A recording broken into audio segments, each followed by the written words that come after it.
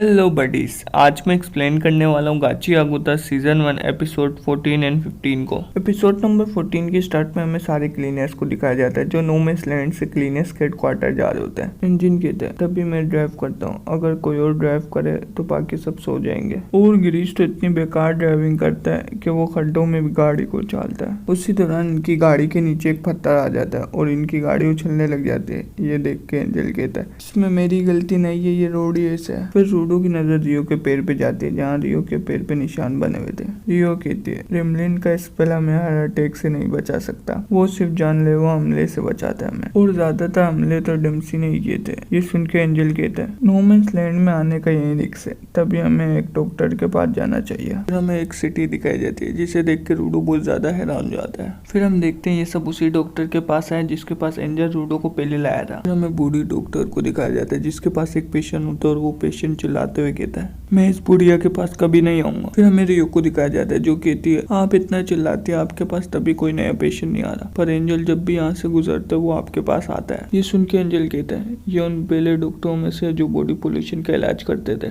और इन्होंने polluted object के ऊपर भी बॉडी स्टडी की, पर उनके साइड इफेक्ट की वजह से ये चिल्लाती रहती है। ये सुन के बूढ़ी औरत कहती है तारीफ करनी है तो सही तरह करो और मेरा नाम लेके करो, और मेरा नाम एलिस है। उसी दौरान वहाँ एशिया और ओगस आते हैं और हमें पता चलता है कि ये तो इन दोनों की दादी है, और हमें पता चलता है कि इन दोनों के पेरेंट्स मर चुके हैं, तभी ये दोनों अपनी दादी से मिलने आते रहते हैं। और एशिया को डॉक्टर बनना भी उसकी दादी ने ही सिखाया। फिर हमें पता चलता है कि इन सब का इलाज हो चुका है, तो ये सब यहाँ से जाने लगते हैं। एशिया और ऑगस्ट फिर बाइक में जाने लगते हैं। ऑगस्ट कहता है यहाँ बहुत जल्दी क्लाउड्स आने वाले हैं, तो तुम सबको छुपने की जगह ढूंढ लेनी चाहिए। फिर हमें थोड़ी देर बाद का सीन दिखाया जाता है जहाँ स्पेयर से कचरा गिर रहा होता है। इसका मतलब ये लोग स्पेयर को ही क्लाउड्स कहते हैं। एंजल रूडो से कहता है स्पेयर हमेशा घूमता रहता है, तभी ये कचरा बरसाता रहता है। इसका हमेशा सेम रूट होता है, तभी हमने बचने के लिए सेफ जोन बनाया हुआ है, पर कचरा इतने ऊपर से गिरता है कि कुछ लोग मर जाते हैं। टिम्सी कहता है कुछ लोगों ने बॉर्डर भी पार करने की कोशिश की, पर वो लोग मर जाते हैं, लेकिन रूडो तुम कैसे जिंदा बच गए। ये सुन के रूडो कहता है मुझे तो कुछ भी याद नहीं है। फिर रूडो सोचने की कोशिश करता है तो उसको कुछ धुंधला नजर आता है। उसी दौरान एंजल के पास सेम्यू की कॉल आती है और सेम्यू कहती है जल्दी से हेडक्वार्टर पीछे के रास्ते से वापस आ जाओ क्योंकि कुछ गुंडों ने हेडक्वार्टर पे हमला कर दिया। ये सुनने के बाद एंजल पीछे के रास्ते से जाने लगता है और रूडो से कहता है हेडक्वार्टर पे कुछ गुंडों ने हमला कर दिया जिन्हें हम मडूरस कहते हैं। फिर हमें गुंडों को दिखाया जाता है जो मिसाइल के जरिए हेडक्वार्टर पे हमला कर देते हैं और ये लोग रूडो को लेने आए थे। ये लोग क्लीनियर्स का ध्यान भटकाने की कोशिश कर रहे थे और इनके कुछ साथी पीछे के रास्ते से अंदर जाने की कोशिश कर रहे होते हैं, लेकिन हम देखते हैं हेडक्वार्टर पे तो कोई अटैक लगा ही नहीं होता और इनके बाकी साथी भी वापस आ जाते हैं क्योंकि वो लोग हेडक्वार्टर के अंदर नहीं जा पा रहे होते। ये सब देख के सेम्यू कहती है अगर तुम लोगों को हेडक्वार्टर के अंदर आना है तो तुम्हें शेटिन से परमिशन लेनी पड़ेगी। फिर हमें शेटिन को दिखाया जाता है। फिर हम सेम्यू को देखते हैं जो बाहर आ जाती है और कहती है मुझ पे अटैक करो। ये सुन के मिसाइल वाला बंदा सेम्यू पे अटैक करता है, लेकिन सेम्यू अपनी पावर यूज करके उसके अटैक की वही फेंक देती है। फिर हमें थोड़ी देर बाद का सीन दिखाया जाता है जहाँ एंजल और रूडो सेम्यू के पास आते हैं और हमें दिखाया जाता है कि सेम्यू ने सबको मार के बेहोश कर दिया होता है। सेम्यू एक गुंडे से पूछती है तुम्हें स्प्राइट का किसने बताया। एंजल फिर सेम्यू से कहता है अब कुछ बड़ा होने वाला है। फिर हमें एक रेस्टोरेंट का सीन दिखाया जाता है जहाँ एक बंदा होता है और वो कहता है मुझे इन गिवर से नफरत है क्योंकि ये लोग एक ही चीज को अपने साथ लेके घूमते हैं। उसी दौरान उस बंदे की नजर रूडो पे जाती है तो वो डर के मारे यहाँ से भाग जाता है। रूडो कहता है हेडक्वार्टर पे हमला हुआ है और तुम सब यहाँ डिनर कर रहे हो। रियो कहती है हम लोग हर मिशन के बाद यहाँ आके डिनर करते हैं और ब्रेक भी तो जरूरी है। गिरीश कहता है अगर हम कुछ खाएंगे तो आगे लड़ पाएंगे और ये पहली बार नहीं हुआ हेडक्वार्टर पे हमला। ये सुन के रूडो कहता है हर बार क्या सेम्यू उन्हें भगाती है। एंजल कहता है हाँ हर बार सेम्यू उन्हें भगाती है, अगर कोई सेम्यू से बच के भाग भी जाए तो सेम्यू उससे इम्प्रेस होगी, लेकिन ये करना बहुत ज्यादा मुश्किल। ये सुन के रूडो कहता है वो इतनी स्ट्रॉन्ग है तो रिसेप्शन में क्यों बैठी रहती है। ये सुन के एंजल कहता है सेम्यू की ग्लासेस उसे आइस की पावर देते हैं, तभी वो ट्रेस मॉन्स्टर से नहीं लड़ सकती और उसको ऑफिस का काम भी बहुत पसंद है। रियो कहती है डिपेंड करता है कि गिवर अपने वाइटल इंस्ट्रूमेंट को कैसे रखता है। जो लोग अपने पेशेंट थिंकिंग की केयर करते हैं वो लोग अटैकर बनते हैं और जो लोग अपनी चीजों को संभाल के रखते हैं वो लोग डिफेंडर बनते हैं। ये सुन के रूडो कहता है मुझे और भी अलग गिवर से मिलना। उसी दौरान यहाँ 3 क्लीनर्स आ जाते हैं जो लोग टीम चाइल्ड के।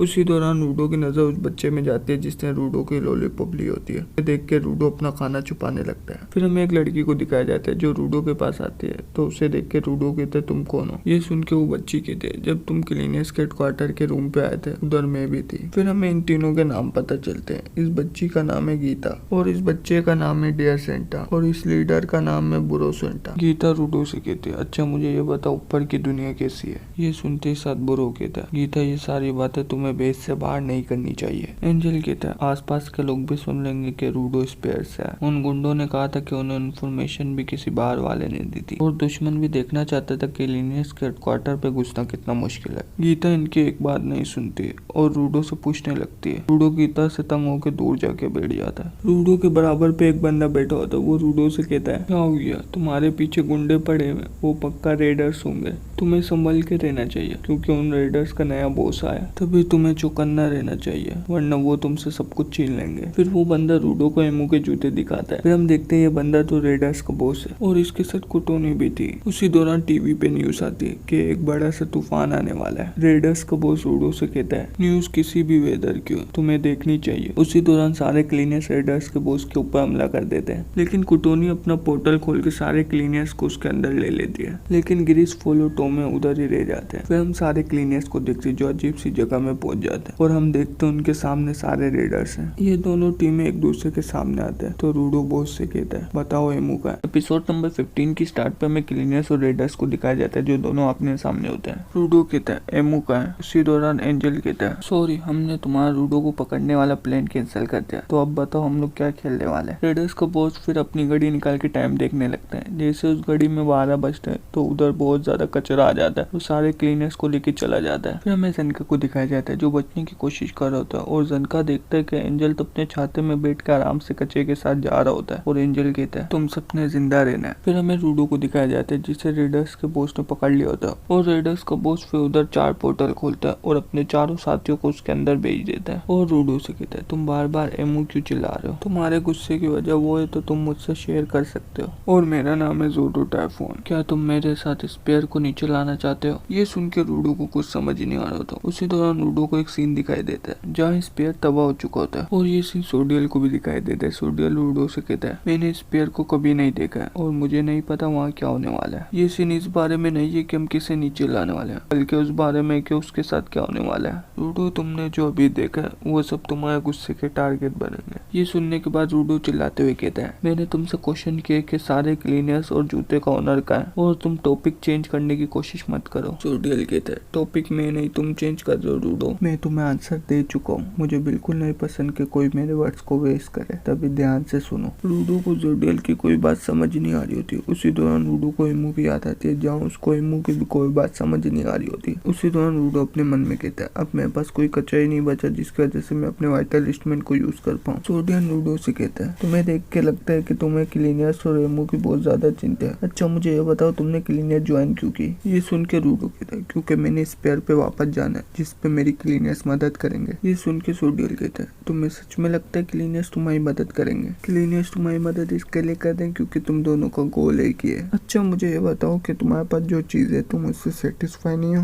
या तुम्हें और कुछ चाहिए। फिर हमें रियो को दिखाया जाता है जिसके पास एक लीडर्स आती है। देख के रियो कहती है, तुम लोगों ने इसके लिए हमें अलग किया कि तुम सब हमसे एक एक करके लड़ सको। तुम रेडर्स तो बहुत ही ज्यादा सीधे साधे हो। फिर हमें जेबर और जनका को दिखाया जाता है जो दोनों आते ही साथ लड़ने लग जाते हैं। फिर जेबर को एक लिक्विड दिखता है और जेबर उस लिक्विड को टच कर देता है। फिर दर्द के मारे चिल्लाने लगता है। फिर हम देखते हैं कि जेबर का पंजा तो लिक्विड की तरह हो गया और जनका से कहता है, मेरे राइट पंजे में न्यूट्रोटॉक्सिक है जिसे मैं बदल नहीं सकता, तभी मैं बहुत ज्यादा बोर हो जाता हूँ। इसके लिए मैं न्यूट्रोटॉक्सिक को चेक करता हूँ क्योंकि वो रिफ्लेक्ट होकर मेरे लेफ्ट पंजे में आ जाते हैं। ये कहने के बाद जेबर जनका के ऊपर उस लिक्विड को फेंक देता है। फिर हमें गीता को दिखाया जाता है जो बिल्कुल अकेली होती है। उसके पास एक कॉकरोच आता है तो उसको देख के गीता बहुत ज्यादा खुश हो जाती है। फिर हमें रियो को दिखाया जाता है जो कॉकरोच को देख के बहुत ज्यादा डर रही होती है। रियो को देख के रेडर कहती है, तुम ग्राउंड पे रहती हो और क्लीनर्स के साथ काम करती हो और तुम्हें कॉकरोच से डर लग रहा है। फिर हमें जनका को दिखाया जाता है जिसने जेबर के अटैक से बचने के लिए पूरी जमीन को उखाड़ लिया होता है। ये देख के जेबर कहता है, तुमने मेरे अटैक को डॉच नहीं किया। उसी दौरान जनका जेबर के ऊपर पूरी जमीन को फेंक देता है। हमें एंजल को दिखाया जाता है जो अपने दुश्मन का वेट कर रहा होता है और उसका दुश्मन अलमारी के पीछे होता है। एंजल उस रेडर से कहते हैं कि आ जाओ बाहर आ जाओ, लेकिन वो रेडर अलमारी के पीछे छुपा होता है और एंजल को देख के कहता है कि ये तो बहुत ही अच्छा है। फिर हमें ब्रोडियर को दिखाया जाता है जो कहते हैं, हम तो अंडरग्राउंड में। उनके सामने जो रेडर होता है वो कहता है, हाँ इधर तुम्हारा चोकर भी काम नहीं करेगा। फिर हमें रियो और रेडर लड़की को दिखाया जाता है। लड़की कहती है जोडियल का पहला ऑर्डर ये था कि रेडू के साथ जितने भी लोग यहाँ आएंगे हमने उन सबको हराना है। मेरा नाम अमोजो है और मैं तुम्हें हराने वाली हूँ लिटिल किटी। ये सुन के रियो कहते हैं मेरा नाम किटी नहीं है रियो है और मैं तुमसे लड़ना नहीं चाहती। ये सुनने के बाद अमोजो कहती है अगर तुम जल्दी नहीं लड़ोगी तो तुम अपने दोस्तों को बचाने में लेट हो जाओगे। ये सुनते ही साथ रियो अपने वाइटल इंस्ट्रूमेंट को एक्टिवेट कर देती है और अमोजो के ऊपर हमला कर देती है, लेकिन अमोजो उसके अटैक से बच जाती है और उसके थोड़े से बाल कट जाते हैं। ये देख के रियो कहती है परेशान मत हो, मैं अपनी सीजर पे ब्लड नहीं लगाना चाहती पर मैं तुम्हारे बालों की गारंटी नहीं ले सकती। तुम्हारा वाइटल इंस्ट्रूमेंट कॉम है मतलब तुम अपने बालों से लड़ती हो और तो कैंची और बालों का बैट मैच है। ये कहने के बाद रियो अमोजो के ऊपर हमला कर देती है। फिर हमें ज़ेनका को दिखाया जाता है जो देख रहा होता है कि कहीं जेबर मर तो नहीं गया। उसी दौरान जेबर मलबे से बाहर निकलता है। फिर हम देखते हैं जेबर के वाइटल इंस्ट्रूमेंट की नई फॉर्म। इस फॉर्म को देख के ज़ेनका हैरान हो जाता है तो जेबर ज़ेनका से कहता है ज़ेनका मेरे दोस्त तुम भी अपने लेवल का इस्तेमाल करो। फिर हमें रियो को दिखाया जाता है जो जमीन में गिरी हुई होती है और उसके पूरे जिस्म में दर्द हो रहा होता है।